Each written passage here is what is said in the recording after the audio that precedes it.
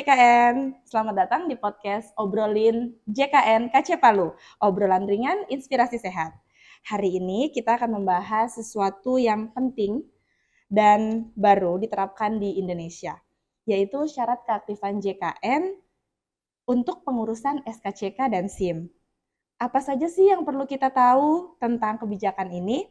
Untuk lebih lanjutnya, sekarang saya sedang bersama Bapak Musrianto Tamrin, selaku Kepala Bagian Kepesertaan KC Palu. Baik, langsung saja kita sapa ya. Hai Pak Musrianto. Halo Ai, apa kabar? Alhamdulillah sehat. Bapak bagaimana Pak? Apa kabar? Alhamdulillah sehat. Alhamdulillah. Baik, Bapak kita langsung saja untuk diskusi tentang JKN karena Boleh. ini ada program baru.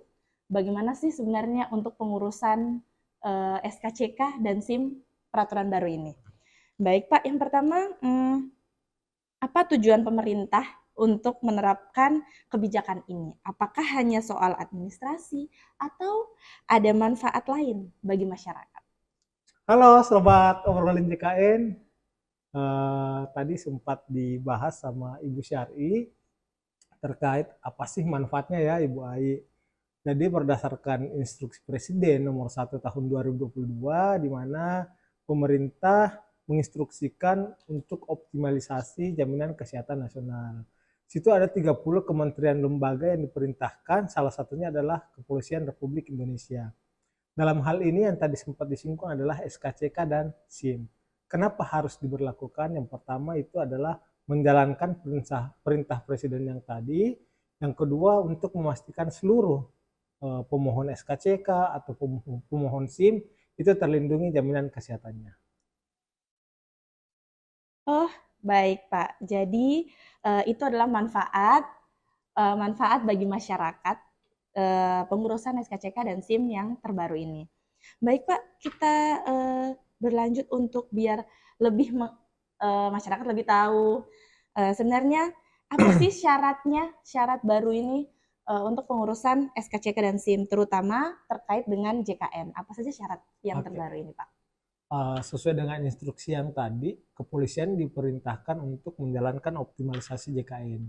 Salah satunya adalah menunjukkan kepesertaan aktif kalau masyarakat sudah terdaftar di Jaminan Kesehatan Nasional.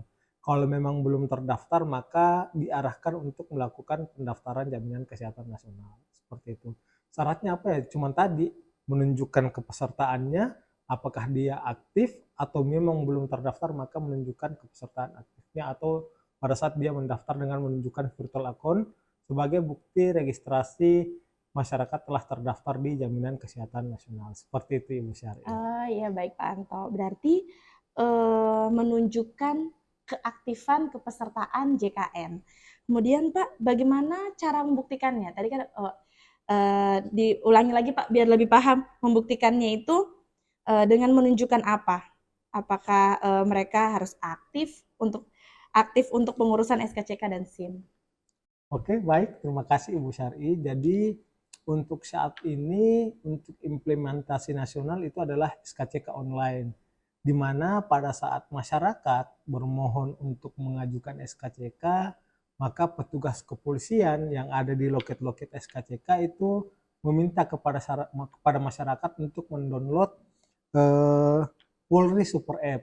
Jadi nanti masyarakat ketika ingin melakukan pengurusan SKCK, nanti ada berkas-berkas yang di-download atau di-upload di aplikasi Polri Super App tadi. Contoh misalnya, ketika dibuka melampirkan NIK atau foto KTP. Kemudian nanti ada fitur menunjukkan apakah sudah terdaftar BPJS Kesehatan atau belum. Nanti tinggal di foto atau di-upload. Ketika yang bersangkutan belum terdaftar, nanti diarahkan untuk mengklik belum terdaftar, kemudian nanti masuk langsung ke website pendaftaran BPJS Kesehatan. Ketika memang sudah terdaftar dan aktif, tinggal mengupload bukti kepesertaan identitas Jaminan Kesehatan Nasional atau kartu JKNKIS di masyarakat yang melakukan pemohon SKCK. Seperti itu Ibu Sari. Oh, baik Pak Anto.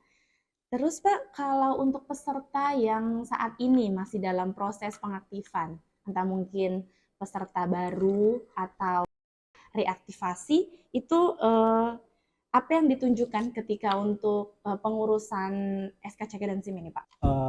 Baik Ibu Syari, kalau nanti kepesertaannya yang tidak aktif ya, Iya. nanti akan muncul notifikasi di super app tersebut. Ini saya sambil buka, saya coba, nanti akan muncul pesan pop-up untuk mengaktifkan pendaftaran atau kepesertaan JKN. Ketika memang tidak dapat melanjutkan proses pembayaran SKCK, nanti akan ada update kalau misalnya pembayaran iuran atau masyarakat bisa mengikuti program rehab. Nanti tinggal di-upload, update data secara sistem, nanti terflagging langsung aktif seperti itu, Ibu Syar. Oh, baik. Berarti untuk yang dalam proses pengaktifan pun tetap dilayani dan dilanjutkan untuk proses pembuatan SKCK dan SIM.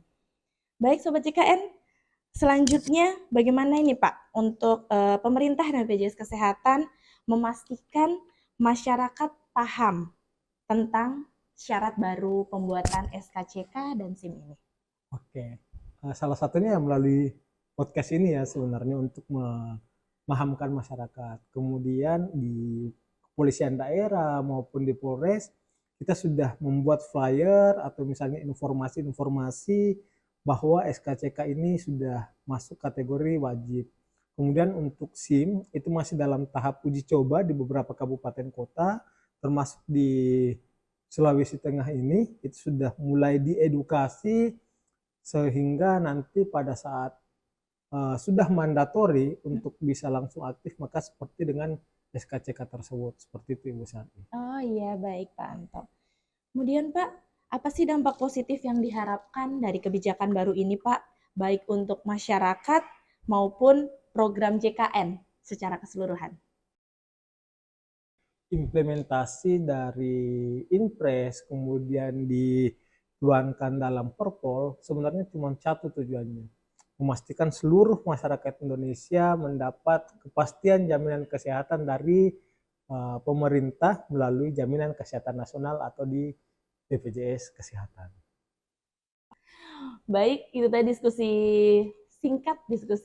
singkat saya dengan Syari bersama Pak Musrianto terkait dengan syarat baru pengurusan SKCK dan SIM saat ini. Baik Pak Anto, mungkin bisa diberikan kesimpulan closing statement untuk dalam obrolin JKN hari ini. Oke, baik Sobat Obrolin JKN. Mungkin yang pertama segera daftar di program jaminan kesehatan nasional BPJS Kesehatan sebelum Bapak Ibu semuanya sakit. Yang kedua, bagi yang belum aktif kepesertanya segera bisa diaktifkan. Untuk apa? Untuk memastikan Bapak Ibu semuanya terjamin dalam jaminan kesehatan nasional. Terima kasih. Baik, luar biasa sekali Pak Anto.